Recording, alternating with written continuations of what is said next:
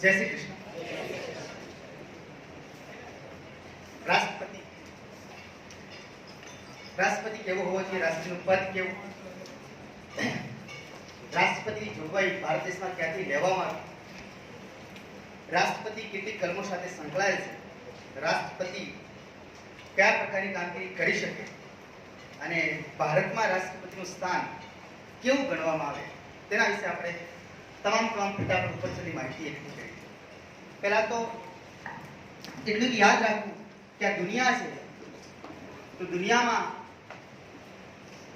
લોકશાહી બે પ્રકારની, આ જગતની અંદર લોકશાહી બે પ્રકારની છે। એક સંસદીય લોકશાહી કહેવાય, જે સરકાર રચાય છે, સંસદીય લોકશાહી પ્રણાલી। બીજી હોય છે પ્રમુખશાહી। લોકશાહી તો હોય જ, પણ પ્રમુખશાહી લોકશાહી પ્રણાલી।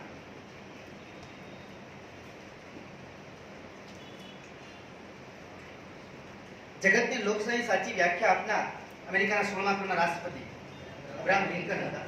લોકોનું લોકો માટે લોકો દ્વારા ચાલતું શાસન એટલે લોકશાહી।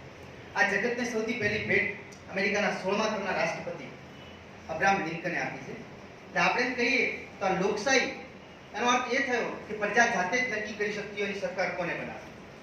બંને છે લોકશાહી, પણ એક સંસદ દ્વારા ચાલતી અને એક પ્રમુખ દ્વારા ચાલતી। આમાં શું હોય, તેમાં એવી વ્યવસ્થા હોય છે કે રાષ્ટ્રપતિ પણ હોય, વડાપ્રધાન। રાષ્ટ્રપતિ જે હોય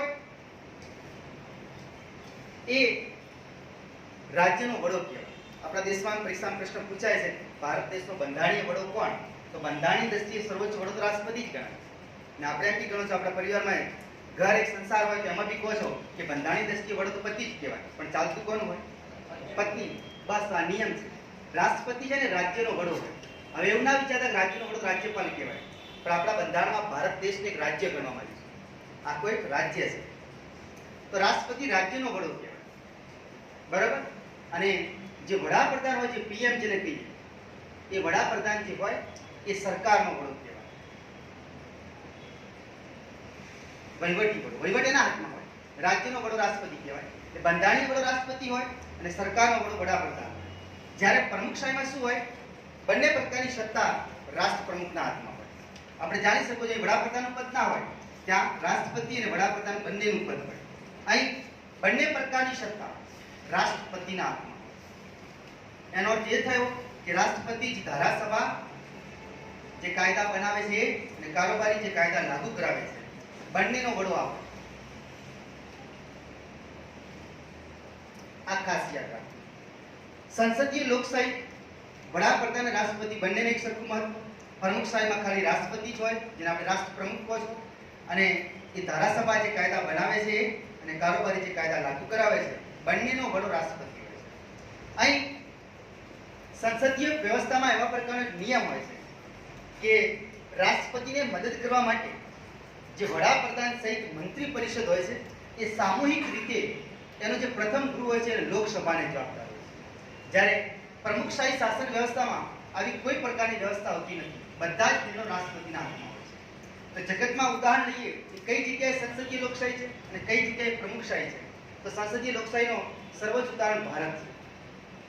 ભારતમાં વ્યવસ્થા સર્વોચ્ચ છે, બરાબર। બીજું કહી શકાય કેનેડા, ઓસ્ટ્રેલિયા, જાપાન, આ બધા દેશોના ઉદાહરણ છે કે જ્યાં સંસદીય લોકશાહી છે। જ્યારે પ્રમુખશાહી લોકશાહી તો સર્વોચ્ચ ઉદાહરણ અમેરિકા કહેવાય। બ્રાઝિલ, શ્રીલંકા, આ બધા દેશો પ્રમુખશાહી લોકશાહી ધરાવે છે। તો હવે આપણે કેવા વ્યક્તિને ભણવો છે કે જે રાજ્યનો વડો હોય છે, તે રાષ્ટ્રપતિ। આપણે રાષ્ટ્રપતિ વિશે શોર્ટમાં ટૂંકમાં બધી માહિતી એકઠી કરવા માંગુ છું। તો એનો મતલબ એ થયો કે રાષ્ટ્રપતિ એક રાજ્યનો વડો તો ખરો, પણ આપણે આપણા દેશમાં આ પદ લાવ્યું ક્યાંથી? તો ભારત દેશમાં જે રાષ્ટ્રપતિનું જે પદ હોય છે એ આપણે બ્રિટેન ચોથી લાવ્યું છે।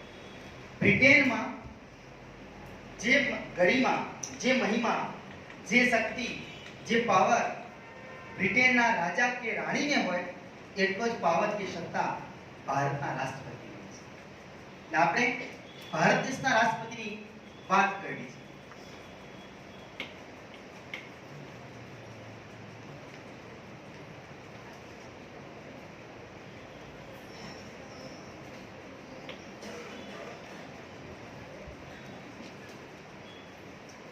તો ભારતમાં રાષ્ટ્રપતિનું જે પદ છે એ આપણે બ્રિટેન જોડી દીધા. જેટલું બ્રિટેનમાં રાજા કે મહારાણી જે હોય એનું મહત્વ એટલું ભારતમાં રાષ્ટ્રપતિનું મહત્વ. તો આપણા દેશની અંદર આપણે ભણો છો ભારત દેશના બંધારણમાં ભાગ પાડેલા છે. કુલ ભાગ 22 પણ પેટા વિભાગ સાથે 25 છે. તો પાંચમો જે ભાગ છે ભાગ 5 એમાં સંઘની વાત કરવામાં આવી છે. સંઘ એટલે કેન્દ્ર. ભારતની જે સંસદ છે તો સંસદના 3 અંગો છે. રાષ્ટ્રપતિ અને 2 જે ગૃહ હોય છે, ઉપલું ગૃહ અને નીચલું ગૃહ, રાજ્યસભા અને લોકસભા. આ સંસદના 3 અભિન્ન અંગો છે કે જેને અલગ કરી શકાય નહીં. બરોબર? તો આ રાજ્યસભા ઉપલું ગૃહ કહેવાય છે, લોકસભા નીચલું ગૃહ કહેવાય છે. એ પણ યાદ રાખવું, પ્રથમ ગૃહ કે તો લોકસભા આવે અને દ્વિતીય ગૃહ કે તો રાજ્યસભા આવે. તમામ શક્તિ લોકસભામાં નિહિત છે. પણ લોકસભા અને રાજ્યસભા આ બંનેમાંથી જે ખરડો પસાર થાય તો કાયદો તો ત્યારે જ બને રાષ્ટ્રપતિ એના પર હસ્તાક્ષર કરે. આ આપણા દેશની મોટા મોટી મહિમા છે, ગરિમા છે. એટલે ઘણી વખત પરીક્ષામાં પ્રશ્ન પૂછાતો હોય છે, યુપીએસસી હોય જીપીએસસી હોય, ત્યાં એવું પૂછાતો હોય છે ભારત દેશનો રાષ્ટ્રપતિ એક રબર સ્ટેમ્પ છે, સાબિત કરી બતાવો. તો આપણે હમણાં જ વાત કરી ઘરમાં એક પતિનું કેટલું ચાલતું હોય એટલું આપણા દેશમાં રાષ્ટ્રપતિનું ચાલતું હોય. કારણ કે તમામ નિર્ણય લેવાની શક્તિ તો આ વડાપ્રધાનના હેઠળ જે મંત્રી પરિષદ હોય છે, મંત્રી મંડળ હોય છે, આ લોકોના હાથમાં હોય છે. ખાલી રાષ્ટ્રપતિ તો મોહરો બનાવવામાં આવે છે, એને તો સહી સિક્કા કરવા જ પડે. આપણે ત્યાં બંધારણમાં 44માં સુધારો નહોતો થયો એના પહેલા કોઈ જોગવાઈ નહોતી કે ભારત દેશમાં જે લોકસભા અને રાજ્યસભા ખરડો પસાર કરીને મોકલે તો રાષ્ટ્રપતિ પાછું મોકલી શકે, એવી જોગવાઈ જ નહોતી. પણ 44માં સુધારો થયો 1978માં, જનતા પક્ષની સરકાર હતી અને ત્યારથી નક્કી થયું કે રાષ્ટ્રપતિને સંસદના બંને ગૃહ દ્વારા જે ખરડો પસાર કરીને આપવામાં આવ્યો છે એને યોગ્ય ન લાગે તો પાછો વિચારવા માટે મોકલી શકતો. 44માં સુધારાથી જ આ જોગવાઈ બની છે. આપણે યાદ રાખવું. હવે આપણે ભાગ 5માં સંઘની શરૂઆત જ રાષ્ટ્રપતિના પદથી થાય છે. કારણ કે અહીં 52 નંબરની કલમથી જ રાષ્ટ્રપતિના પદની ગરિમા જણાય છે. 52 નંબરના પદથી જ આપણે. એટલે આપણે પહેલા વાત કરી કે રાષ્ટ્રપતિ સાથે ભારત દેશના બંધારણમાં કેટલી કલમો સંકળાયેલી છે, કઈ કલમો અંતર્ગત રાષ્ટ્રપતિ પાવર ધરાવે છે, એ આપણે બધી જાણકારી મેળવી.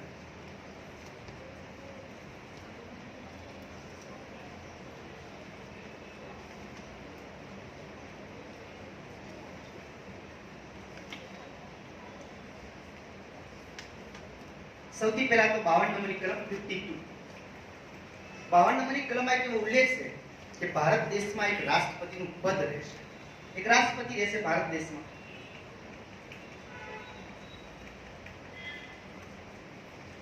હવે અહીં એવી જોગવાઈ છે કે ભારત દેશનો જે રાષ્ટ્રપતિ છે તો એના પછી જો કલમ વધી આગળ 53 માં 3 પેટા વિભાગ છે. એમાં ખાસ 53(2) યાદ રાખવું કે આપણે ભારત દેશની રક્ષા માટે 3 લશ્કરી પાંખ છે: વાયુદળ, ભૂમિદળ, નૌકાદળ. આ ત્રણેય દળનો જે વડો કહેવાય ને તો વડો રાષ્ટ્રપતિ કહેવાય છે. ત્રણેય પાંખનો વડો.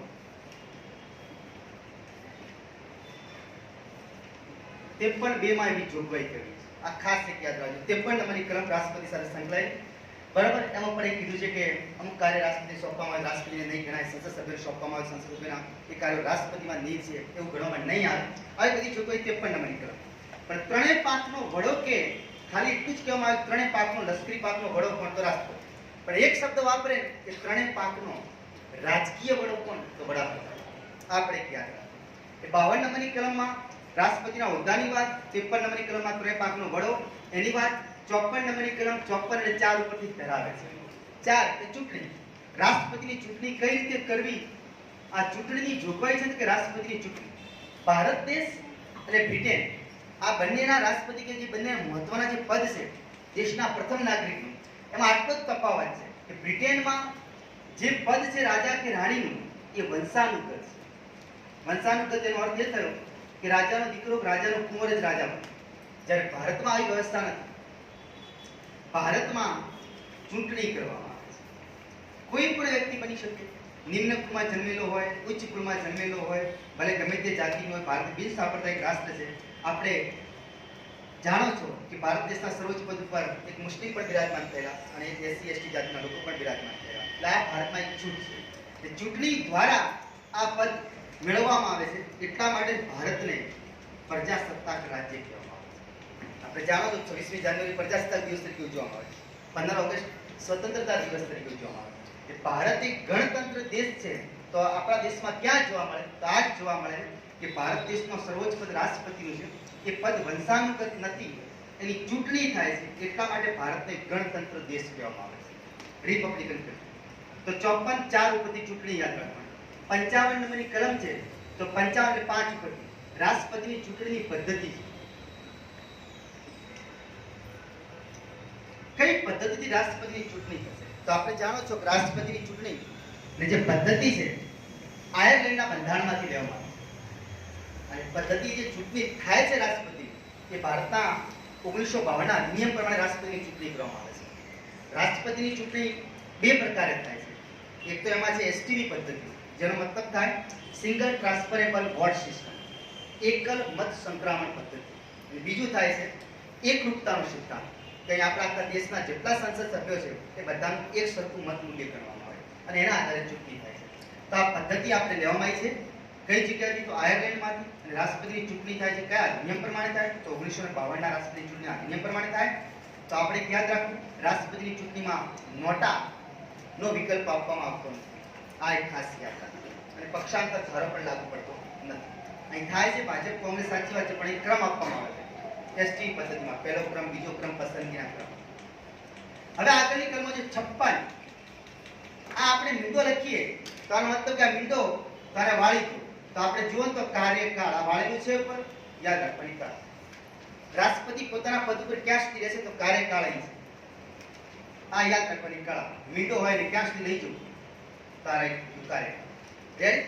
57 નંબરની કલમ છે. તો 57 યાદ કરો. આ સાતરો આમ મૂકો છો, આમ કરો કે આમ કરો.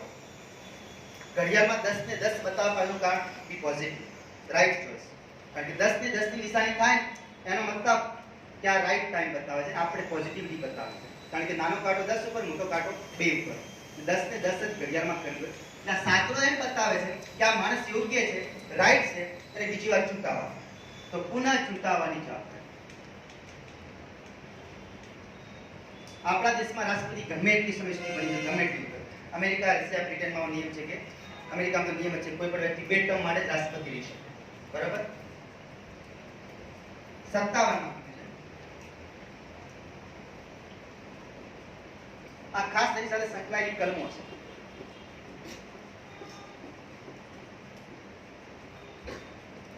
તો રાષ્ટ્રપતિને પુનઃ ચૂંટાવાની જોગવાઈ આમાં આવી. 58. જો 58 ને લખો. માણસ કેવો છે? વાંકો વળતો સીધો છે? તો આ 2 મિનિટ આગળ વાંકો વળતો છે.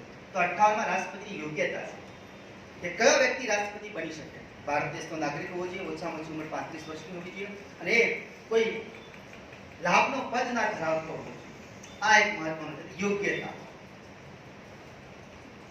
59 નંબર. તેના પગાર ભથ્થા, રાષ્ટ્રપતિના પગાર ભથ્થા, પગાર કેટલું રાખવું, આ બધી જોગવાઈ આમાં આવી જાય. 60 ઉપરથી શપથ આવી જાય. રાષ્ટ્રપતિની શપથ લેવી. આપણે ખાસ યાદ રાખવું. 61 ઉપર આમ તો આઈ લખેલું છે, આઈ એટલે ઇમ્પીચમેન્ટ. ઇમ્પીચમેન્ટનો મતલબ થાય મહાભિયોગ. તો રાષ્ટ્રપતિને પોતાના પદ ઉપરથી ઉતારવો હોય તો મહાભિયોગ દ્વારા ઉતારી શકાય. ભારત દેશના બંધારણમાં મહાભિયોગની જોગવાઈ ખાલી એક જ રાષ્ટ્રપતિ પર કરવામાં આવે છે. પણ મહાભિયોગ જેવી પ્રક્રિયા કે તો ઘણા બધા પદ આવે. આ ખાસ યાદ રાખો, કારણ કે એમાં કેગ આવી જાય, સુપ્રીમ કોર્ટ, હાઈકોર્ટના જજ આવી જાય, આ બધા એમાં. તો આ 60 માં શપથ, 61 માં ઇમ્પીચમેન્ટ ઉતારવાની જોગવાઈ છે. આ પણ ખાસ યાદ રાખો. 62 નંબરની કલમ જે છે, તો રાષ્ટ્રપતિનું પદ ખાલી પડે અને કેટલા સમયમાં ચૂંટણી કરાવી એની જોગવાઈ 62 માં. રાષ્ટ્રપતિની જગ્યા ખાલી પડી અને ચૂંટણી કેટલા સમયમાં કરાવી. ઉપરાષ્ટ્રપતિ રાષ્ટ્રપતિનું પદ વધુમાં વધુ 6 મહિના સંભાળી શકે. કે 6 મહિનાની અંદર રાષ્ટ્રપતિની ચૂંટણી કરાવવી પડે એવી જોગવાઈ 62 નંબરની કલમમાં છે. આ ખાસ એક 62 એક 70 યાદ રાખજો. 70 આકસ્મિક સંજોગોમાં રાષ્ટ્રપતિ પદ ઉપર રહેતા મૃત્યુ પામે, ઉપરાષ્ટ્રપતિ હાજર ના હોય, ઉપરાષ્ટ્રપતિ રાજીનામું આપી દે, તો chief justice of India supreme કોર્ટનો મુખ્ય જજ આ પદ સંભાળી શકે અને એ બી હાજર ના હોય તો વરિષ્ઠ ન્યાયાધીશ આ પદ સંભાળી શકે એવી જોગવાઈ 70 નંબરની કલમમાં છે. ઘણી વખત પરીક્ષામાં પ્રશ્ન પૂછાયેલો છે. 62 નંબરની કલમ પ્રમાણે ના આવે કે CGI chief justice of India ભારતના રાષ્ટ્રપતિનું કાર્યકારી પદ સંભાળી શકે. તો આવી જોગવાઈ 70 નંબરની કલમમાં કરવામાં આવી છે. તો આ રાષ્ટ્રપતિ જે પ્રારંભિક શક્તિ, પ્રારંભિક પાવર જે ધરાવે છે, એમનો હોદ્દો, એમની લાયકાત, એમનો પગાર, આ બધી જ જોગવાઈ આ આર્ટિકલમાં એક સાથે યાદ રાખી શકાય, સાંભળી શકાય. બીજો એક ફરી રાઉન્ડ, બીજો પડાવ આપણે લઈએ, તેમાં કેટલી બધી કલમો લખશો, તેમાં રાષ્ટ્રપતિ કોની નિમણૂક કરી શકે, કોને પદ પર લાવી શકે, કઈ સત્તા ધરાવે છે. કારણ કે આપણે જાણો છો રાષ્ટ્રપતિ જોડે ધારાકીય સત્તા હોય છે, કારોબારી સત્તા હોય છે, લશ્કરી સત્તા હોય છે, વટહુકમ પાડવાની સત્તા હોય છે, પછી વીટો પાવરનો પ્રયોગની સત્તા હોય છે. આ ઘણા બધા પાવર ધરાવે છે. માફી આપવાની સત્તા, આ બધી જ જોગવાઈ આપણે બીજા રાઉન્ડમાં, એક રાઉન્ડ આ આપણે પૂરો થાય છે, એના આધારે આપણે કહી શકીએ કે આટલી કલમોનો પ્રયોગ કરી શકાય.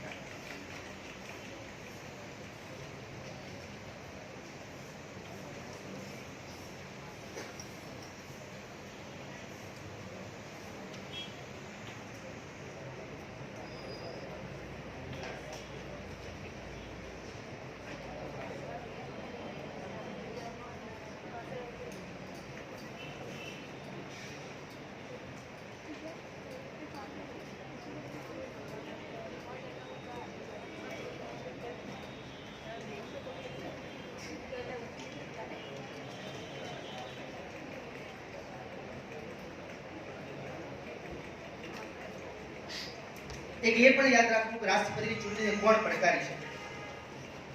તો રાષ્ટ્રપતિની ચૂંટણીને સામાન્ય વ્યક્તિ ના પડકારી શકે. રાષ્ટ્રપતિની ચૂંટણીમાં જેને ભાગ લીધો હોય એ જ વ્યક્તિ પડકારી શકે. એ પણ ખાસ એક યાદ રાખજો. રેડી? તો હવે આપણે વાત કરીએ રાષ્ટ્રપતિ કઈ સત્તા ધરાવે છે. તો રાષ્ટ્રપતિ 80A કલમ પ્રમાણે 80A કલમ પ્રમાણે રાજ્યસભામાં 12 વ્યક્તિઓની નિમણૂક કરી શકે છે. જે સંગીત, કલા, સાહિત્યની દ્રષ્ટિએ મહત્વના હોય તો રાષ્ટ્રપતિને અધિકાર આપ્યો છે ભારતીય રાજ્યસભામાં 12 સભ્યોની નિમણૂક કરી શકે. રાજ્યસભામાં 12 સભ્યોની નિમણૂક કરી શકે. આ રાષ્ટ્રપતિનો એક પાવર છે. 331 નંબર કલમ પ્રમાણે 2 એંગ્લો ઇન્ડિયનની નિમણૂક કરી શકે. આ રાષ્ટ્રપતિની સત્તા છે. કલમ 331 2 એંગ્લો ઇન્ડિયન લોકસભામાં લઈ શકે. પરીક્ષા ભૂલી જાઓ તો લોકસભા, લોકનો મતલબ 2 થાય, 2 અક્ષર થાય તો લોકસભામાં 2 સભ્યોની નિમણૂક કરે છે. તો 331 પ્રમાણે અને રાજ્યસભામાં 12 કરે છે. પરીક્ષા ભૂલી જાઓ તો ર જેવો છે કાનો એટલે રાજ્ય, આ યાદ રાખવાની કળા છે. પણ સંસદ આખી કે સંસદમાં 14 આવે. પરીક્ષામાં પૂછાય કે સંસદમાં રાષ્ટ્રપતિ કેટલા સભ્યોની નિમણૂક કરે તો 12 + 2 તો 14 આવે. પણ આપણે જોયું છે હમણાં કે 2019ની ચૂંટણીથી એંગ્લો ઇન્ડિયનના પદને 2024 સુધી સ્થગિત કરી દેવામાં આવ્યું. 2024 સુધી એંગ્લો ઇન્ડિયન નિમણૂક કરવામાં નહીં આવે. આ રાષ્ટ્રપતિની સત્તા છે. 85 નંબરની કલમ જે છે એના પ્રમાણે રાષ્ટ્રપતિને તાકાત છે કે સંસદનો આપણે જે કહીએ છીએ સત્ર બોલાવી શકે, સત્રનું અવસાન કરી શકે. સત્ર બોલાવવું, સત્ર અવસાન કરવાની શક્તિ આની સાથે તાકાત. 72 નંબરની કલમ છે 72. એમાં રાષ્ટ્રપતિની સત્તા છે કે રાષ્ટ્રપતિ માફીની ક્ષમતા ધરાવે છે, માફી આપવાની શક્તિ ધરાવે છે. કોઈ પણ ગુનેગારને સજા થઈ હોય તેના સ્વરૂપમાં પરિવર્તન કરી શકે, સજાના કાર્યકાળમાં ઘટાડો કરી શકે. આવી સત્તા રાષ્ટ્રપતિને આપવામાં આવી છે. 72 નંબરની કલમમાં રાષ્ટ્રપતિ માફીની સત્તા ધરાવે, શક્તિ ધરાવે છે. જો આપણે આગળ વધીએ તો 74 નંબરની કલમ પ્રમાણે રાષ્ટ્રપતિને મદદ કરવા માટે એક મંત્રી પરિષદ છે. અને એ જ આપણે જાણો છો કે આ મંત્રી પરિષદની નિમણૂક, મંત્રીઓની નિમણૂક, વડાપ્રધાનની નિમણૂક 75 આ આપણે જાણી શકો છો. મંત્રી પરિષદ અને વડાપ્રધાન જે કહેવાય તો આ વડાપ્રધાનની નિમણૂક કોણ કરે છે તો રાષ્ટ્રપતિ કરે છે. આપણે ખાસ યાદ રાખવું રાષ્ટ્રપતિની શક્તિ છે. બરાબર. 76 નંબરની કલમ પ્રમાણે એટર્ની જનરલની નિમણૂક કરે છે. એટર્ની જનરલ ભારત દેશનો સર્વોચ્ચ કાયદાકીય અધિકારી એટર્ની જનરલ હોય છે. એની નિમણૂક રાષ્ટ્રપતિના હાથમાં આવે છે 76 નંબરની કલમ પ્રમાણે. અને આ વ્યક્તિ એ જ છે કે એનું કાર્યકાળ કેટલું, તો રાષ્ટ્રપતિની ઈચ્છા મુજબ પદ ઉપર રહેશે. આ નિયમ છે. રાજ્યનો કાયદાકીય સર્વોચ્ચ અધિકારી કોને ગણવામાં આવે? દેશનો કે તો એટર્ની જનરલ, અને રાજ્યનો કે તો એડવોકેટ જનરલ. એડવોકેટ જનરલ ક્યાં સુધી પોતાના પદ ઉપર રહી કે તો એડવોકેટ જનરલ પોતાના પદ ઉપર રાજ્યપાલની ઈચ્છા સુધી જ રહી. બીજો એના હાથમાં સત્તા છે 153 માં. ધ્યાન રાખજો, 153 માં રાજ્યપાલના પદનો ઉલ્લેખ છે કે રાજ્યપાલના પદનો હોદ્દો, પણ નિમણૂક તો 55 પ્રમાણે થાય. એટલે 155 પ્રમાણે રાજ્યપાલની નિમણૂક કરે છે. રાજ્યમાં જે રાજ્યપાલ હોય એ રાજ્યપાલની નિમણૂક 155 પ્રમાણે. આપણે ખાસ યાદ રાખવું, આ રાજ્યપાલની સત્તા છે. રેડી? હવે આગળ વધીએ તો આપણે જાણો છો કે જેમ જેમ આગળ વધતા જાઓ તો 108 નંબરની કલમ છે ઇમરજન્સી બેઠક. લોકસભા અને રાજ્યસભાની સંયુક્ત બેઠક બોલાવી શકે. આ સંયુક્ત બેઠકની જોગવાઈ છે. આ સત્તા રાષ્ટ્રપતિને આપી છે. કોઈ ખરા બાબતે બંને ગૃહ વચ્ચે મતભેદ ઉભો થાય તો ત્યારે 108 પ્રમાણે રાષ્ટ્રપતિ સંયુક્ત બેઠક બોલાવી શકે. પણ એની અધ્યક્ષતા કોણ કરે? તો લોકસભાનો અધ્યક્ષ કરે. આપણે ખાસ યાદ રાખવું, આ મતાકાર છે. રેડી? 124 નંબરની કલમ પ્રમાણે સુપ્રીમ કોર્ટના જજની નિમણૂક આ વ્યક્તિ કરી છે. સુપ્રીમ કોર્ટના જે જજ હોય છે, મુખ્ય જજ હોય કે અન્ય જજ હોય, એમની નિમણૂક આ વ્યક્તિ કરી છે. આપણે ખાસ યાદ રાખવું, સુપ્રીમ કોર્ટ અને હાઈકોર્ટના બંને જજની નિમણૂક રાષ્ટ્રપતિના તાબાએ કરતા છે. આપણે ધ્યાન રાખવું.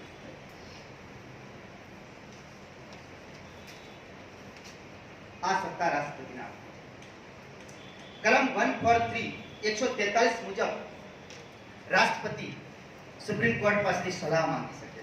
આ સલાહકારી અધિકાર છે. 143 પ્રમાણે રાષ્ટ્રપતિ સુપ્રીમ કોર્ટ પાસેથી સલાહ માંગી શકે. સલાહ માંગવા બંધાયેલો નથી, માંગી શકે ખરા.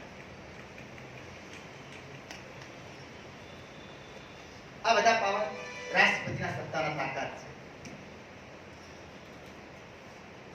રેડી? તો ત્રીજો નામ કે આપણે ઇમ્પોર્ટન્ટ કલમો પર બધું આવી જાય કે રાષ્ટ્રપતિ કેટલી કલમો સાથે સંકળાયેલું છે. એટલે આપણે તર્ક પરીક્ષામાં આ પોઈન્ટ ઉપર ક્લિક કરી શકો અને જલ્દી સફળતા મેળવી શકો.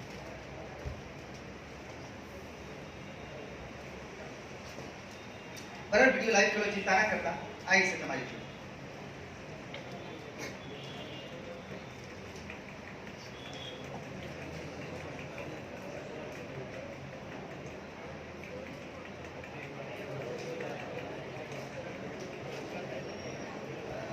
એકદમ સાયલેન્ટ માં કીધું વિડિયો લાઈવ થાય છે.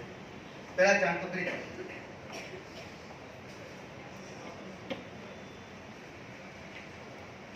લખતારો ફાયદો થાય. આમ તો ખાલી એમને બેઠા ભલે આવડતું હોય તોય લખો. આ રિવિઝન થાય એ જ મહત્વનું.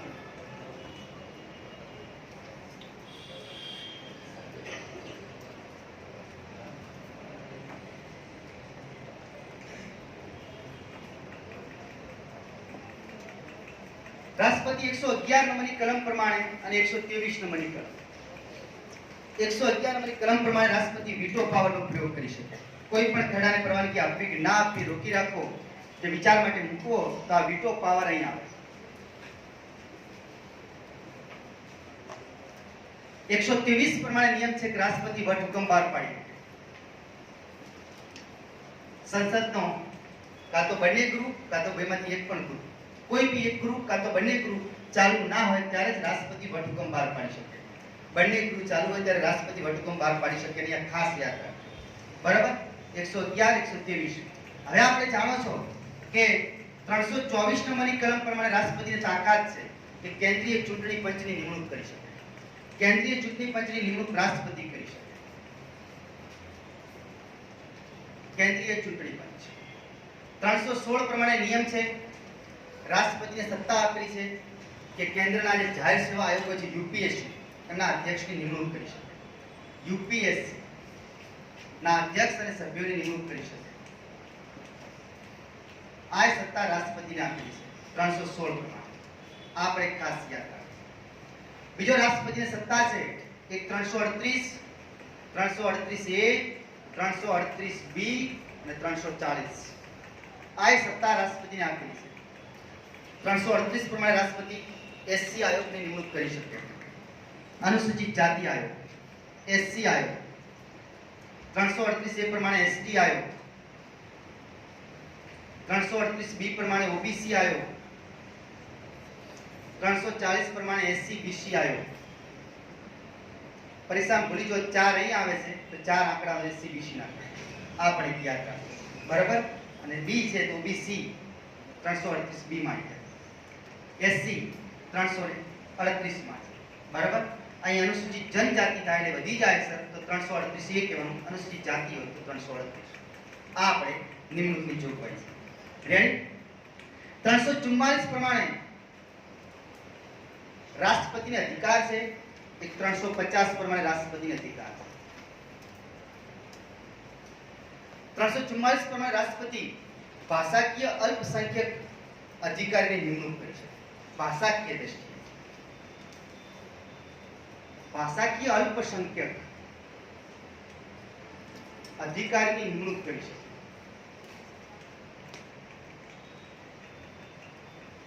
385 માં ભાષા આયોગની નિમણૂક કરી શકે, રચના કરી શકે. આ એક ખાસ યાદ રાખો. આ તમામ સત્તા રાષ્ટ્રપતિના હાથમાં છે, બરાબર. બીજું આપણે કહીએ તો 263 નંબરની કલમ પર એને અધિકાર છે કે આંતરરાજ્ય પરિષદ નું ગઠન પણ કરી શકે. 263 263 આંતરરાજ્ય પરિષદ, રાજ્ય અને કેન્દ્રો વચ્ચે, કેન્દ્ર અને રાજ્ય વચ્ચે જે સંબંધો હોય છે એના માટે આંતરરાજ્ય પરિષદની જોગવાઈ રાષ્ટ્રપતિ કરી શકે. 263 નંબરની કલમ. ધ્યાનથી બેસવાનું જો વિચારો તો આખું મોટા ભાગનું આખો રાષ્ટ્રપતિ રિવિઝન થઈ જાય. ટોટલ માહિતી, એની નિમણૂકની તાકાત, એની સત્તા આ બધી જ આપણા સમક્ષ આવી જાય છે.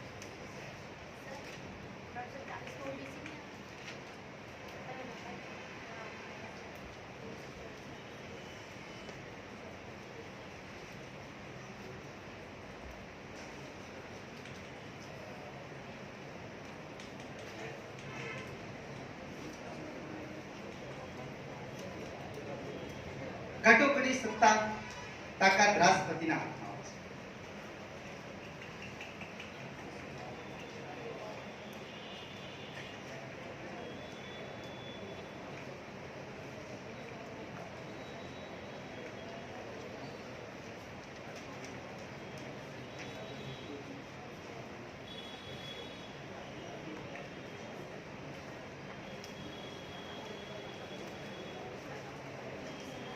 તો રાષ્ટ્રપતિ કટોકટી સત્તા ધરાવે છે. એમાં જો આપણે કલમ ગણીએ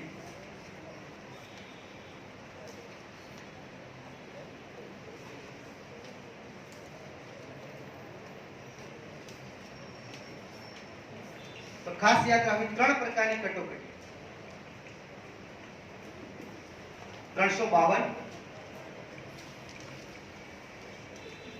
ભારત દેશ કોઈ બીજા દેશ સાથે યુદ્ધ કરે કે બીજો દેશ ભારત પર આક્રમણ કરે અથવા ભારત દેશમાં સશસ્ત્ર વિદ્રોહ ફાટી નીકળે ત્યારે રાષ્ટ્રીય કટોકટીની જોગવાઈ 352 પ્રમાણે રાષ્ટ્રીય કટોકટીની જોગવાઈ 352 અંતર્ગત કરવામાં આવે. 356 બંધારણીય કટોકટી કહેવાય.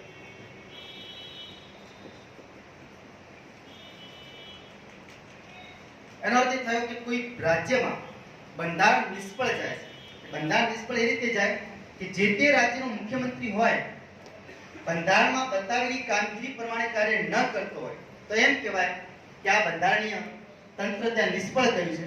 રાજ્યપાલની લેખિત જોગવાઈ હોય કે ના હોય તો રાષ્ટ્રપતિ 356 પ્રમાણે તે રાજ્યમાં બંધારણીય કટોકટી લગાવી શકે છે. રાષ્ટ્રીય કટોકટી આજ દિન સુધી ભારતમાં 3 વખત જ લાગી છે. પણ આ 356 પ્રમાણે બંધારણીય જે કટોકટી કહેવાય રાજ્યોમાં રાષ્ટ્રપતિ શાસન એ તો ઘણી વખત લાગી ચૂક્યું છે. કારણ કે ગુજરાતની વાત કરું તો ગુજરાતમાં જ 5 વખત લાગી ચૂક્યું છે. બીજા રાજ્ય તો યુપી, મણિનગર આ લોકો 10 વખત ધરાવે છે. એવું પણ થઈ શકે. એટલે આ પ્રયોગ કલમનો ખૂબ અગત્ય છે કારણ કે આનો નિયમ છે રાજ્યોમાં રાષ્ટ્રપતિ શાસન. પણ પરીક્ષામાં પૂછાય કે બંધારણીય કટોકટી કઈ તો બંધારણીય કટોકટી 356 જ કહેવાય. આ ધ્યાન રાખજો. 356 રાજ્યોમાં રાષ્ટ્રપતિ શાસન, 360 નાણાકીય કટોકટી ધરાવે છે. નાણાકીય કટોકટી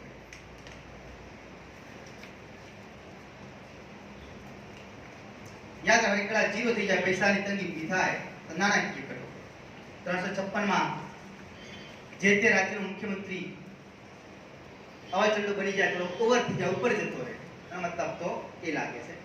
365 કોઈ કટોકટી નથી, પણ 365 રાષ્ટ્રપતિને એક શક્તિ આપે છે, સત્તા આપે છે કે રાષ્ટ્રપતિ જે આદેશ બહાર પાડે, જે હુકમ બહાર પાડે, એ હુકમનો એ રાજ્યનો મુખ્યમંત્રી અનાદર કરે તો 365 ની કલમ પ્રમાણે રાષ્ટ્રપતિ એ રાજ્યમાં રાષ્ટ્રપતિ શાસન લગાવી શકે. ફરી બોલું છું, 365 કોઈ કટોકટી જોગવાઈ નથી, પણ 365 માં રાષ્ટ્રપતિને શક્તિ આપવામાં આવી છે કે રાષ્ટ્રપતિ જે હુકમ બહાર પાડે, જે આદેશ બહાર પાડે, જે વસ્તુ કે એ રાજ્યનો મુખ્યમંત્રી એનું પાલન ન કરે તો રાષ્ટ્રપતિને એમ લાગે કે મારા હુકમનો અનાદર થયો છે. એ પાવર તળે, એ સત્તા હેઠળ 365 નંબરની કલમ પ્રમાણે રાષ્ટ્રપતિ એ રાજ્યમાં રાષ્ટ્રપતિ શાસન લાગુ કરી શકે, એ મુખ્યમંત્રી સત્તા પોતાના હાથમાં લઈ શકે.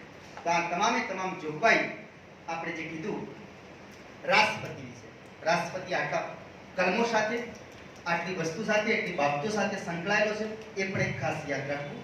બરાબર? આ તમામે તમામ રાષ્ટ્રપતિની જોગવાઈ.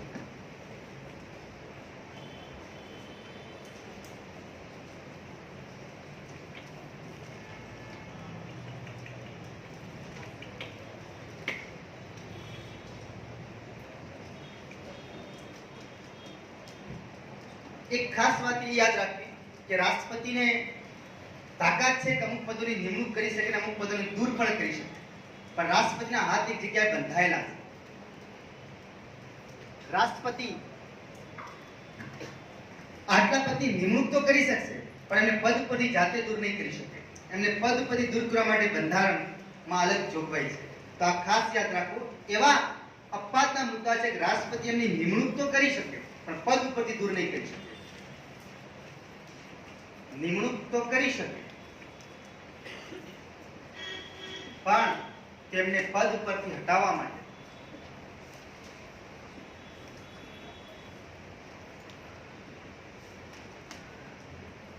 બંધારણીય જોગવાઈનો સહારો લેવો.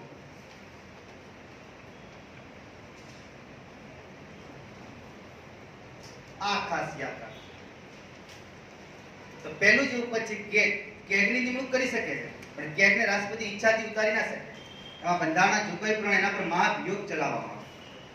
આ ખાસ એક યાદ રાખો. બીજું છે chief justice of India, supreme કોર્ટના મુખ્ય જજ અને અન્ય જજ. સુપ્રીમ કોર્ટના મુખ્ય જજ અને અન્ય જજ એમની નિમણૂક તો કરી શકે રાષ્ટ્રપતિ, પણ એમને પદ પરથી ઉતારવા માટે બંધારણની જોગવાઈનો સહારો લેવો. ત્રીજા છે હાઈકોર્ટના જજ.